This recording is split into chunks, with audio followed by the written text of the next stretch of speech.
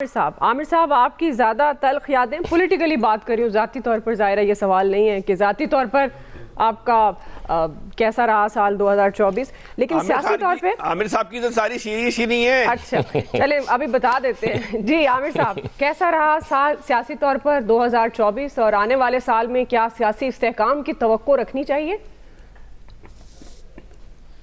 دیکھیں run down آپ نے بڑی خوبصورتی کے ساتھ سارا پیش کر دیا پورے سال کا،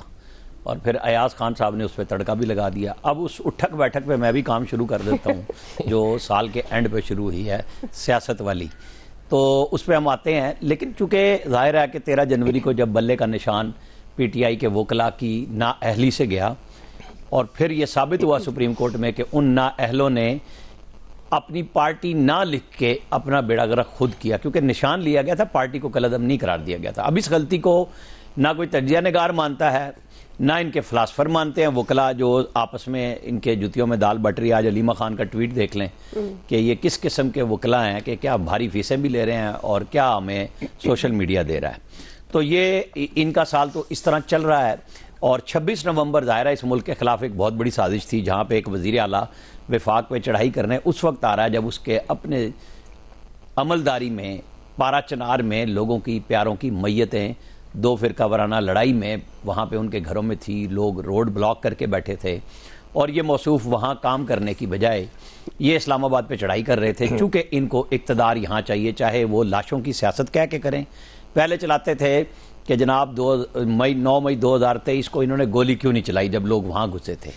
اور اب کہتے ہیں گولی کیوں چلائی۔ ان کا سفر اتنا ہی ہے 9 مئی سے لے کے 26 نومبر تک، لاشوں کی سیاست ہے اور لاشیں نہیں ہیں۔ یہ المیہ اس ملک کا کہ سوشل میڈیا کی ٹرولنگ اس عروج پہ گئی ہے کہ لوگوں کو یقین دلا رہے ہیں کہ واقعی لاشیں تھیں، سارا میڈیا وہاں موجود تھا اور وہ لاشیں کسی کو نظر نہیں آئیں سوائے پی ٹی آئی کے ان لوگوں کو جنہوں نے یہ کام ٹھیکے پہ لیا ہوا تھا۔ اور اب ان کی ساری امیدیں ظاہرہ 2025 میں ٹرمپ کے آنے سے ہیں کہ وہ جب اوتھ لیں گے تو وہ کیا کیا کریں گے۔ لیکن ان سب کی یہ بھی امیدیں تھی اور ان کی پوری خواہش اور کوشش بھی تھی کہ پاکستان ڈیفالٹ کر جائے۔ الحمدللہ پاکستان ڈیفالٹ نہیں کر کے گیا، مہنگائی جو ہے وہ سنگل ڈیجٹ میں آ گئی، کہاں سے چڑھی تھی کہاں واپس آئی۔ ایک معاشی استحکام کی طرف ہم گامزن ہوئے جب سٹاک ایکسچینج 1,15,000 کراس کر گئی۔ تو پازیٹیو اور نیگیٹو دونوں چیزوں کو اگر ہم آتا کریں گے کہ سیاسی عدم استحکام کا شکار ہے ملک، بالکل اس میں کوئی شک نہیں ہے، کیونکہ پی ٹی آئی نے پوری کوشش کی۔ دیکھیں بات چیت کا راستہ شہباز شریف، آصف علی زرداری سارے لوگ نکالنے کی ٹرائی کرتے رہے، اور عمر ایوب نے آخری دفعہ جب شہباز شریف نے جا کے ہاتھ ملایا تو انہوں نے کہا یہ تم چور اور ڈاکو ہو۔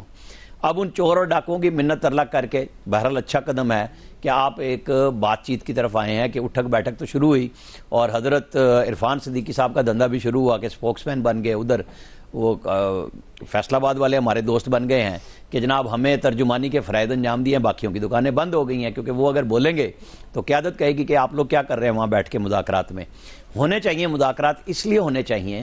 کہ یہ پاکستان کی ضرورت ہے، پاکستان کی تمام سیاسی جماعتوں کی ضرورت ہے۔ عمران خان کو رجوع کرنے کی ضرورت ہے کہ وہ پریشر سے اسٹیبلشمنٹ کے گھٹنے نہیں ٹکوا سکے، بلکہ اس کے اثرات یہ ہوئے ہیں جو یہ کہہ رہے ہیں ترسیلات زر ابھی اگلے 2-3 مہینے اور واچ کریں گے، لیکن جوش و خروش سے لوگوں نے پیسے بھیجے ہیں پاکستان کے لیے، کیونکہ یہ کسی کے لیے نہیں ہے، لوگ اپنی فیملیز میں بھیجتے ہیں، اپنے بزنسز کے لیے بھیجتے ہیں۔ کیا وہ ان کے لیے روک دیں؟ کیا عمران خان نے اس دور میں ایسا کام کیا تھا کہ ڈائسپورا سے خطاب کرنے میں جب وہ نواز شریف کا اے سی اتروانے کا غصہ کر رہے تھے ان سے انویسٹمنٹ لاتے؟ وہ جو مراد سعید صاحب گم ہیں، چھپے ہوئے ہیں، جو کہتے تھے 100 ارب ڈالر اس کے منہ پہ مارے گی، 100 ارب ڈالر اس کے منہ پہ مارے گی، یہ چند ارب ڈالر بھی اوورسیز پاکستانیوں سے نہ لے سکے، ہاں البتہ امریکیوں سے چند ملین ڈالر خرچ کرا کے ٹرولنگ کا ایک سسٹم لیا جو 4 دن سے وہ جو انڈیا کی ہٹی امریکی گوروں نے اس وقت سلگائی ہوئی ہے، اور وہ سارے کے سارے رچرڈ صاحب بھی غائب ہیں اور باقی بھی غائب ہیں کہ وہ پتہ نہیں کون سے سچ ہے جھوٹ ہے، لیکن اس وقت وہاں پہ ایک نیا کام شروع ہو چکا ہوا ہے۔ ہمیں اپنے پاکستان کی طرف بہرحال توجہ رکھنی چاہیے کہ امریکی نئی انتظامیہ آ رہی ہے، وہاں ان کے انڈیا کے وزیر خارجہ 5 دن گزار کے آئے ہیں، ہماری ترجیحات میں فرق آنا چاہیے۔ بالکل اس سیاست کے ساتھ ساتھ ہمیں دنیا سے سائیڈ پہ نہیں ہونا چاہیے۔ یہ جو سبق ہے اس سال کا وہ یہ ہے کہ جب آپ نے کچھ بریک لگا لی ہے، بچت کر لی ہے معیشت میں، تو اب اس طرف جائیں جہاں ہماری بہت سخت ضرورت ہے کہ ہماری انڈسٹری بھی کھڑی ہو، ہمارے لوگوں کا یقین بنے کہ کام بہتر انداز میں ہو رہا ہے، اور جو سوشل میڈیا کے ذریعے ایک نفرت انگیز پروپیگنڈا ہو رہا ہے اس کا تدارک صرف انٹرنیٹ بند کرنے سے نہیں ہو سکتا. اس کا تدارک ہو سکتا ہے کہ آپ بتائیں کہ آپ نے کیا کیا کیا ہے اور کیا کرنے کے عزائم ہے. آپ نفرت کی سیاست کا جواب نفرت کی یا اس مشکل یا دشمن پڑنے سے نہیں کر سکتے.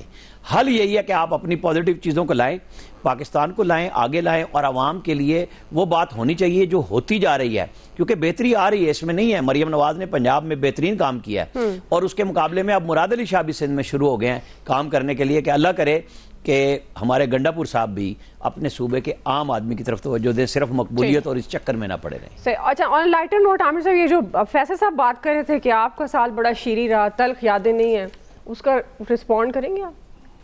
بتایا تو انہوں نے پاکستان. دیکھیں جی, میری تو والدہ کی 24 اگست کو ڈیتھ ہوئی, جی, اور میرا ذاتی طور پہ تو یہی بڑا غم ہے, میری والدہ کی ڈیتھ ہوئی اس سال میں. اللہ تعالیٰ ان کی منزلیں آسان کرے. لہذا بھائی جو ہمارے اس وقت ٹرولنگ کے وہ چمچے بننے کی کوشش کر رہے ہیں, ان کا میں جواب نہیں دے سکتا. فیصل صاحب آپ کی باری ہے جی. 2024 کیسا رہا سیاسی سال؟ دیکھیں, میرے آڈیو لیول بڑھا دیجیے تو پاکستان, جی میرے اپنے خیال میں تو یہ جو 2024 ہے یہ پاکستان کا ایک بہترین سال رہا ہے, اور یہ اتنا بہترین سال رہا ہے کہ آپ یہ کہہ سکتے ہیں کہ ہمارے آنے والے دن جو ہیں وہ بہت اچھے ہونے جا رہے ہیں, جس کو آپ پاکستان کی تاریخ کا جو ہے خوبصورت سال بھی کہہ سکتے ہیں, اور ایک پاکستان کے لیے روشن مستقبل کے طور پہ بھی آج اس سال کو جو ہے نا پیش کر سکتے ہیں. اس کی جو بنیادی سبب ہے اس سال کے خوبصورت ہونے کا یا بہترین ہونے کا, وہ یہ ہے کہ جو میں نے محسوس کیا کہ اس ملک میں نوجوانوں کے شعور کی انفرادی اور اجتماعی دونوں سطح بلند ہوئی,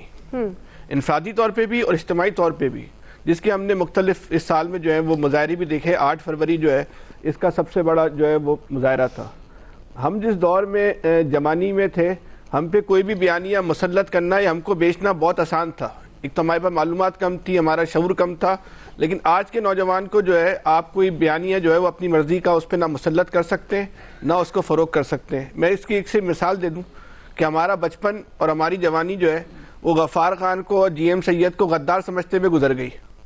لیکن آج کے نوجوان کو آپ یہ ثابت کریں کہ وہ غدار ہے تو وہ آپ کا یہ بیانیہ جو ہے نا وہ دلائل کے بغیر جو ہے نا وہ آپ کا بیانیہ جو ہے نا وہ نہیں خریدے گا. تو یہ اس سال کی سب سے ایک اچھی علامت ہے, جو پاکستان کے لیے اچھی علامت ہے, پاکستان کے مستقبل کے لیے جو ہے وہ اچھی علامت ہے کہ آپ کے ملک کا جو نوجوان ہے, جو آپ کی آبادی کا 65% ہے, اس کے شعور کی سطح جو ہے وہ بہت زیادہ بلند ہو رہی ہے. وہ سوچنا بھی جانتا ہے اور وہ سوال کرنا بھی جانتا ہے. یہی وجہ ہے کہ جو اس ملک کے بابے ہیں, جو اس ملک کے بزرگ ہیں, جو اس ملک کی تباہی کے اصل ذمہ دار ہیں, وہ اس نوجوان کو گالی دے کے پکارتے ہیں, اس کو تصدیق آمیز لہجے میں تصدیق آمیز ناموں سے پکارتے. دنیا کا واحد اس ملک کا نوجوان ہے